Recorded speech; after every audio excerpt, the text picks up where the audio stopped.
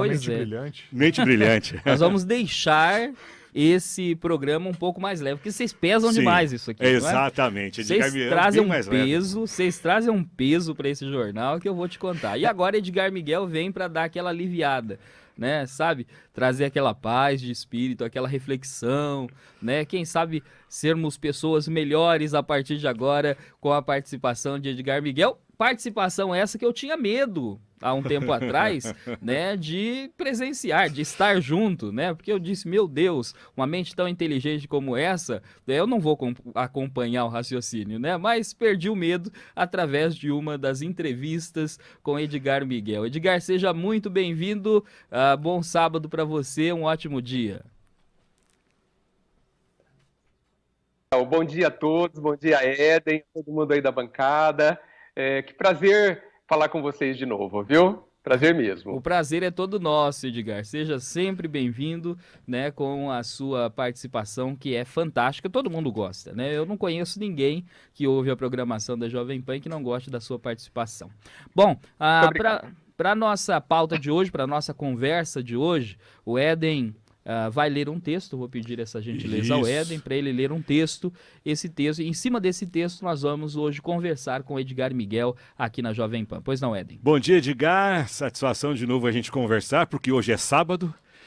Né? Bom dia, Éden, porque hoje é sábado, é uma alegria. Hoje é sábado, a gente conversa também. E é o seguinte, tem uma história que rodou faz tempo e eu tô com essa história para trocar essa ideia com o Edgar Miguel antes da pandemia, era em fevereiro. A gente trouxe esse assunto, depois acabou não dando certo, ainda era às quintas-feiras que nós conversávamos. Mas como é que é essa história? Eu vou trazer um breve relato sobre ela. Um homem sentou-se numa estação de metrô, lá em Washington, e começou a tocar violino. Era uma manhã fria de janeiro, lá janeiro é frio. Ele tocou 6 peças de Bach durante aproximadamente 45 minutos. Durante esse tempo, já que era hora de pico, calculava-se cerca de 1.100 pessoas atravessaram a estação. A sua maioria a caminho do trabalho. 3 minutos se passaram quando um homem de meia idade notou o músico. Abrandou o passo, parou por alguns segundos, mas continuou depois o seu percurso para não chegar atrasado. 1 minuto depois, o violonista recebeu o seu primeiro dólar. Uma senhora tirou o dinheiro sem sequer parar e continuou o seu caminho. Quem prestou maior atenção foi um menino de 3 anos. A mãe trazia-o pela mão, apressada, mas a criança parou para olhar o violonista. Finalmente, a mãe puxou com mais força e o menino continuou a andar, virando a cabeça várias vezes para ver o violinista. Esta ação foi repetida por várias outras crianças. Todos os pais, sem exceção, obrigaram as crianças a prosseguir. Nos 45 minutos em que o músico tocou, somente 6 pessoas pararam por algum tempo. Cerca de 20 deram-lhe dinheiro, mas continuaram o seu passo normal. Ele recolheu cerca de 32 dólares. Quando ele parou de tocar e o silêncio tomou conta do lugar, ninguém se deu conta. Ninguém aplaudiu, não houve qualquer tipo de reconhecimento. Ninguém sabia que esse violinista era Joshua Bell, um dos mais talentosos músicos do mundo. Ele tocou algumas das peças mais elaboradas, uma vez escritas num violino de 3 milhões e meio de dólares. 2 dias antes de tocar no metrô, Joshua Bell esgotou o teatro de Boston, onde cada lugar custou, em média, 100 dólares. Essa é uma história real. Joshua Bell tocou incógnito na estação de metrô num evento organizado pelo Washington Post, que fazia parte de uma experiência sobre percepção, gostos e prioridades. Ou seja, meu caro Edgar Miguel, hoje o assunto que a gente vai trazer é sabedoria. Pelo texto que nós vimos aqui, quem demonstrou mais sabedoria para perceber o belo, para experimentar o belo, foram as crianças, né? É verdade, Éden. As crianças são muito sábias na sua inocência, né? As perguntas que elas nos fazem são muito profundas, né? E parecem que são sem sentido, muitas vezes, porque elas não entendem nada. E às vezes eu penso que quem não entende nada somos nós, né? Que deixamos de nos admirar com as coisas que a gente tem, que perdeu a capacidade de perceber tantas coisas que estão acontecendo na nossa vida.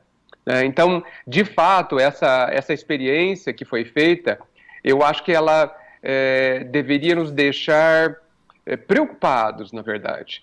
Porque o que é que nós não estamos percebendo na nossa vida? Porque eu sei que muitas pessoas, muitos de nós e muitas pessoas que estão nos ouvindo, acreditam que as suas vidas sejam medíocres, que suas vidas sejam inexpressivas, sejam...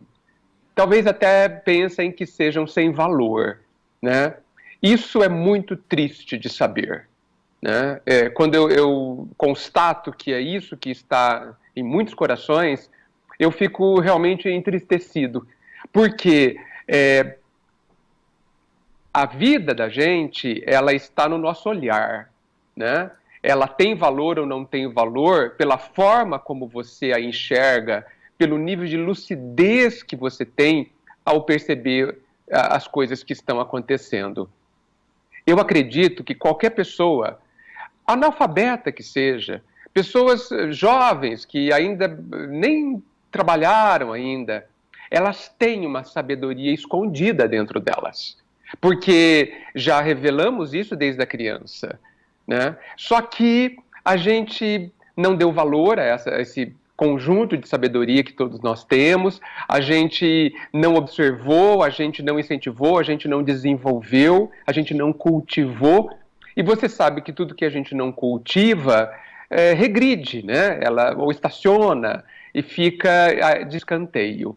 Então, assim, eu gostaria muito que as pessoas parassem alguns minutos e olhassem para as suas vidas. Muito possivelmente, elas não são como elas sonharam, como elas imaginaram ou como elas gostariam. Acredito e sei que é assim. Mas elas são de uma determinada forma. Essas vidas são como são. E a pergunta que eu acho que a gente poderia usar um bom tempo para encontrar a resposta é: qual é a riqueza da vida que eu tenho? Aonde está a sabedoria dentro de mim?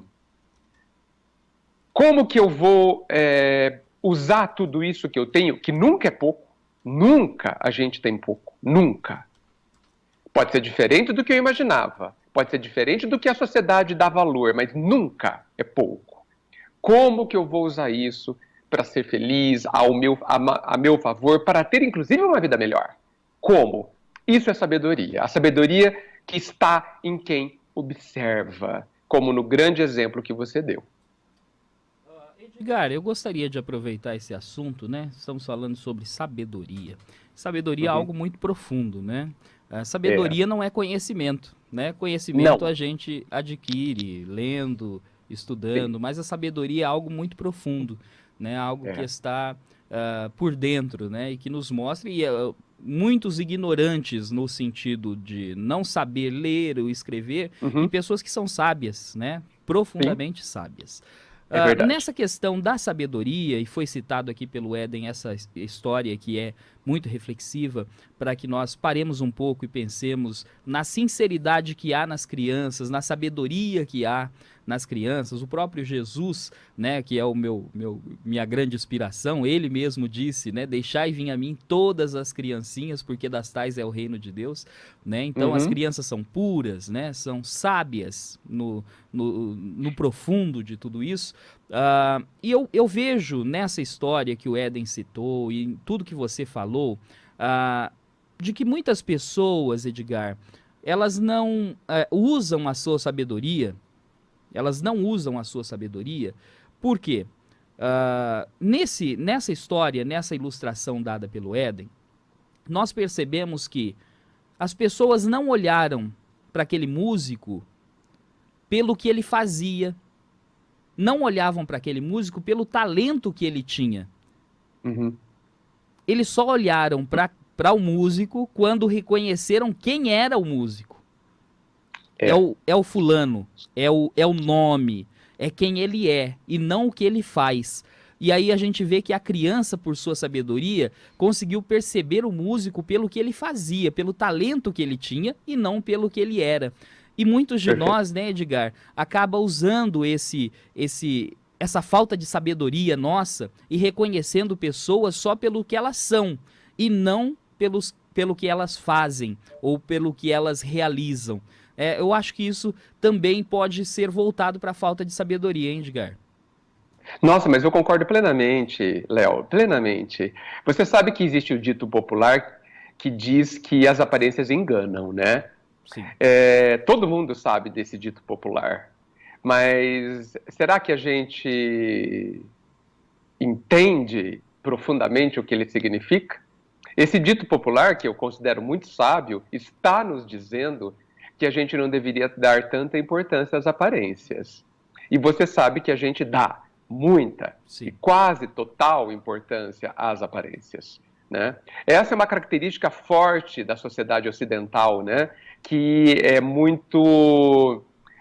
dá muito valor ao ver, né? Dá muito valor ao que a vista alcança, né? Ao que parece, né? E com isso a gente fica na superfície, porque se vocês observarem, a visão só enxerga a superfície. Nunca consegue ir além da superfície. Enquanto que se a gente observar, se a gente ouvir, né? Se a gente pensar, a gente vai à profundidade das coisas. Então, assim, o dito popular poderia talvez nos dizer ou significar mais fortemente o seguinte: não acredite tão rapidamente naquilo que você está vendo. Vá além, né? Observe o que está por trás das aparências, que é o que conta, como você bem ressaltou, né? Meu caro Edgar Miguel, tem uma frase sobre sabedoria que sempre vem à minha mente todas as vezes que eu ouço, que eu me deparo com esse assunto. Uhum. O livro é o Rei Lear, escrito por William Shakespeare. E um dos personagens desse livro é o chamado Bobo da Corte. E o Bobo da Corte é o alter ego do Shakespeare. É mais ou menos como a Emília é para o Monteiro Lobato. As verdades que ele sempre quis dizer, ele utilizava daquele personagem. Então a personagem do Bobo da Corte é aquele cara que trazia de tudo e jogava na cara de todo mundo as verdades que o Shakespeare queria falar, mas não podia dizer. E uma das frases que o Bobo da Corte fala para o Rei Lear é o seguinte: tu não deverias ter ficado velho antes de ter ficado sábio.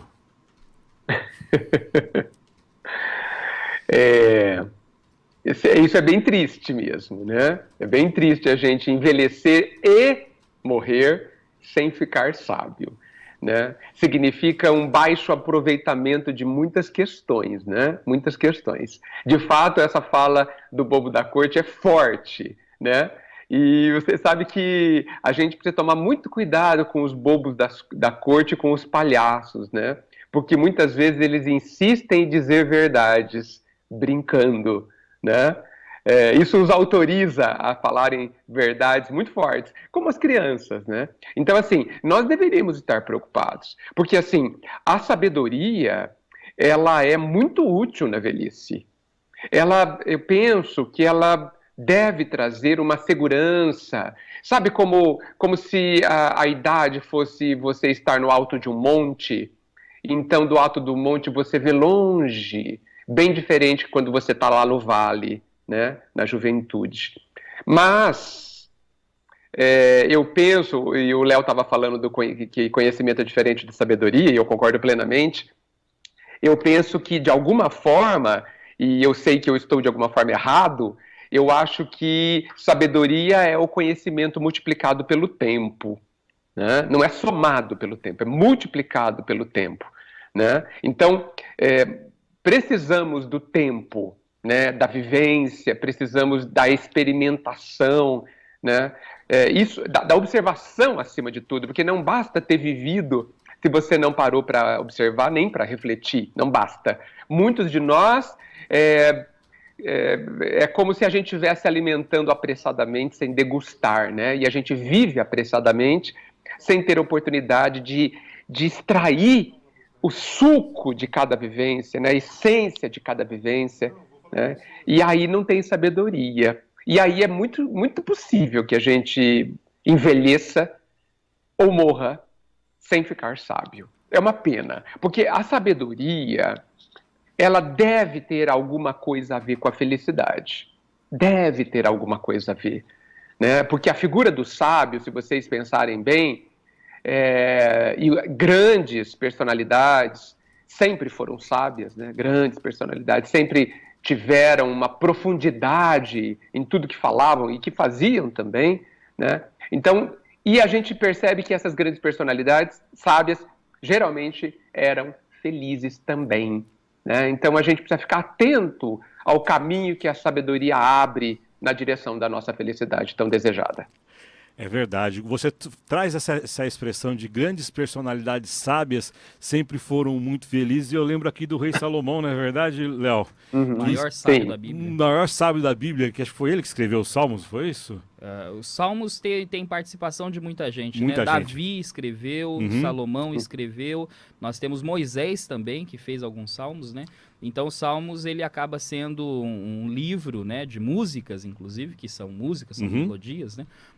Que são escritos por diversas pessoas, mas ele tem uma bela participação. O grande livro de Salomão é o livro de Provérbios e Cantares, né? Cantares de Salomão, que ele escreve com muita profundidade, inclusive falando de casais, falando de família, né? É uma sabedoria maravilhosa. Edgar Miguel, no mesmo assunto, na mesma seara, normalmente a sabedoria liga à idade, pessoas mais velhas. Muitas igrejas têm nos seus anciãos aqueles que são os representantes maiores da igreja. Normalmente o cargo de liderança fica para as pessoas mais velhas, em razão de tudo que elas viveram e principalmente porque elas não precisam do físico para poder resolver as questões, e sim da cabeça. É verdade. Com relação agora a essa situação que nós estamos vivendo, neste momento de exceção, como nós devemos usar essa nossa sabedoria, como nós devemos utilizar esse nosso conhecimento para conseguir atravessar esse momento de tanta incerteza que a gente vive, Edgar? Então, bem legal isso. Eu acho que toda a nossa vida deve ser vivida com sabedoria, se possível, não é? Porque a sabedoria, ela é muito vantajosa. Muito vantajosa. Eu não sei se foi a semana passada que eu falei que a gente deveria, pelo menos, ser inteligentemente egoísta, né? Inteligentemente pensar em nós, né? A pessoa sábia, a pessoa que tenta entender profundamente o que está acontecendo, ela aproveita o melhor de todas as situações. Essa é a sabedoria. Né? Mesmo que a situação seja adversa, mesmo que ela não seja exatamente confortável, mesmo que ela seja muito trabalhosa para ser vivida, né? Que ela seja uma situação exigente para nós, com sabedoria você poupa-se de muitas questões. Eu lembro minha mãe me falando, adolescente, falando assim: quando a cabeça não pensa, o corpo sofre.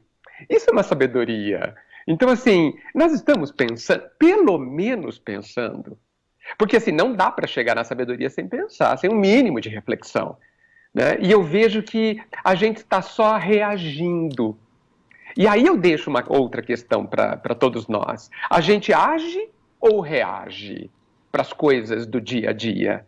Porque enquanto a gente somente reagir, a gente está sendo bem pouco inteligente e muito menos sábio.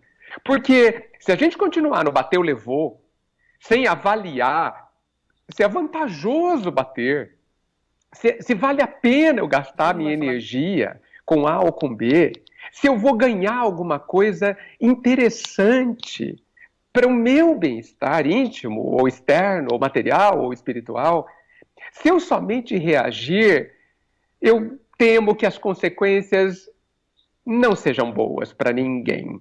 E principalmente para quem age assim. Agora, se eu ajo, agir significa pensar antes de fazer. Não se deixar dominar pelas emoções, né? Quem é comandado pelas emoções, aí eu coloco bem entre aspas isso, porque eu não estou sendo preciso, são os animais. Os animais bateu, levou. Essa é a lei que funciona. Né? A lei da sempre autoproteção, já que eu estou sempre prestes a ser atacado em qualquer situação. Nós que temos consciência já, e infelizmente ainda utilizamos tão pouco, dentro do processo natural de aprendizado sobre ela, a gente precisa parar para pensar. Isso já é um passo para a sabedoria, Éden e Léo. Isso já é um passo.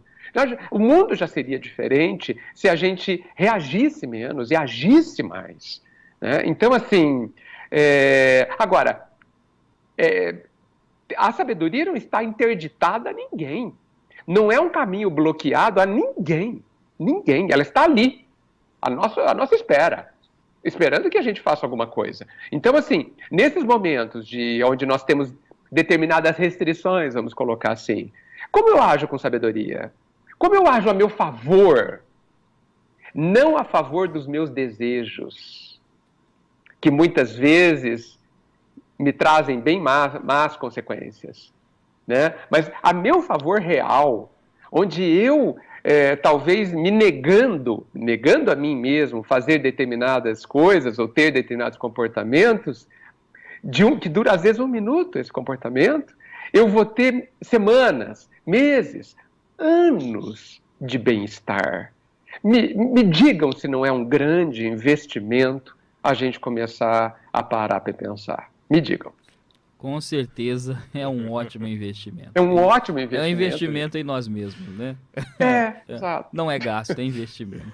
Graças a Deus nós temos você, viu, Edgar, para nos ajudar, para esclarecer um pouquinho mais do nosso dia a dia, para que a gente pense, reflita e haja, né? Não reaja. Eu aprendi uma coisa muito interessante: reagir menos e agir mais. Você me ensinou isso hoje, eu vou guardar para o resto da minha vida, né? Vou tentar agir mais do que reagir, né? Afinal de contas, nós estamos acostumados muito a reagir, só quando alguém faz alguma coisa e aí a gente vai e tenta reagir, mas nós precisamos agir, tomar a decisão, né? Ir para frente e levar tudo aquilo que a gente aprendeu e recebeu nesta vida. Edgar, mais uma vez, obrigado. Bom final de semana para você. E obrigado por estar conosco mais uma vez aqui na Jovem Pan. Muito obrigado, Léo. Se isso já te fez bem, eu já ganhei o dia, então, tá? E me sinto muito contente por ter contribuído desta forma. Obrigado ao Éden, a todo mundo que está aí na rádio e a todos os ouvintes que estão conosco também. Uma semana luminosa, com mais agir do que reagir. Muito obrigado. Obrigado você. Um abraço para você, Edgar. Fica com Deus. Agora, 9h27.